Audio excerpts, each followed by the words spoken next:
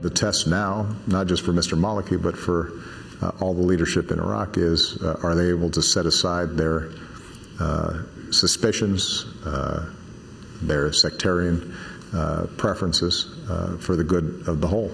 And we don't know. The one thing I do know is that if they fail to do that, then no amount of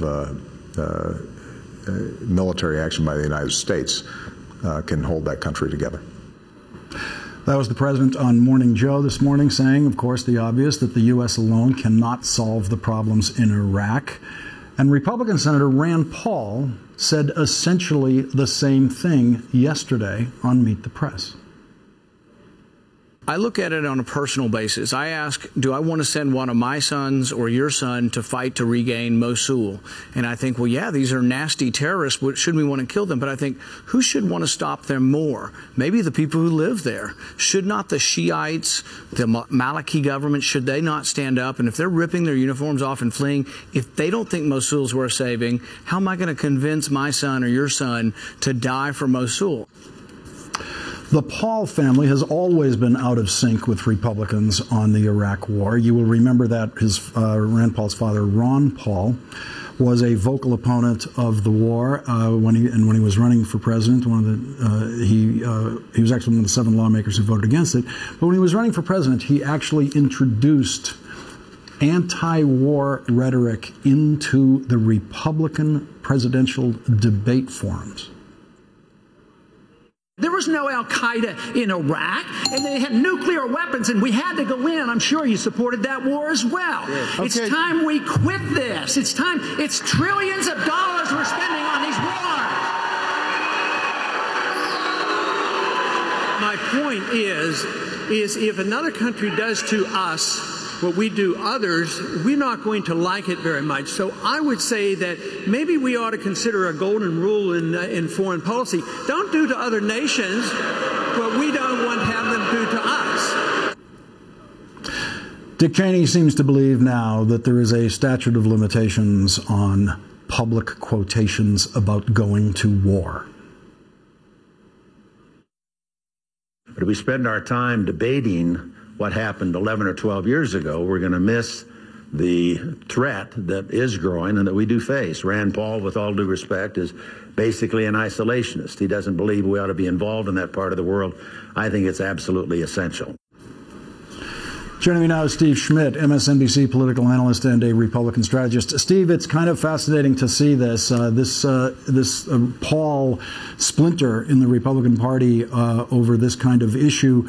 We saw it a long time ago in the Democratic Party when an anti-war faction, and it was only a faction, developed during Vietnam. Do you see parallels to then and now?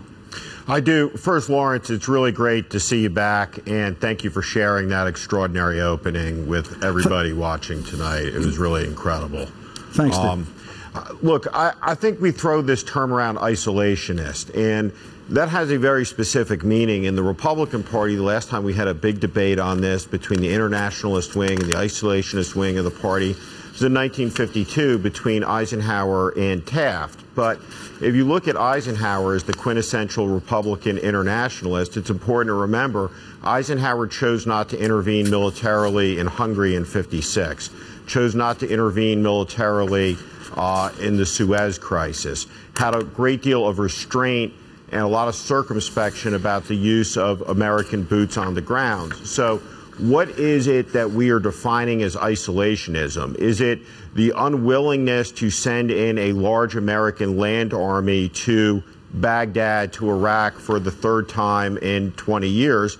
And I don't think that labeling someone an isolationist because of their opposition to that is going to hold water necessarily in a Republican primary, because I think Rand Paul is where the country is, and I think he is where an overwhelming majority of Republicans are on this issue. I don't think there's any constituency that wants to see American ground forces engaged in a huge way fighting ISIS in Iraq right now. And the reality on the ground is we have 2 sets of American enemies. We have Shia extremists and Sunni extremists who are now in a death match, a death struggle with each other. And the Iranians have enormous equities in being able to keep their supply routes across Iraq open into Syria. So, we have a national security interest, I think, in seeing both groups of enemies degrade themselves. And certainly, ISIS, the Sunni extremists, they are awful. They are a threat to the security of the United States. But the president is entirely right. There's no amount of American action that can recork the sectarian hatreds that have been unleashed here.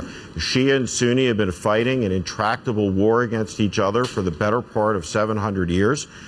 There's no amount of American manpower that's going to be able to stop that. So we have a very difficult situation on the ground.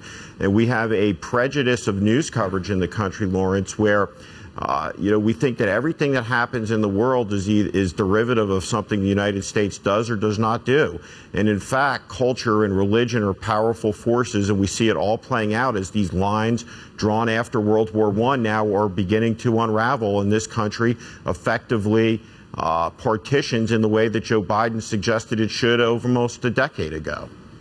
Steve, when Rand Paul yesterday was given that forum in which he could have done like other Republicans, tried to blame the current chaos in Iraq on President Obama, he very specifically said the words, "I don't put blame on President Obama."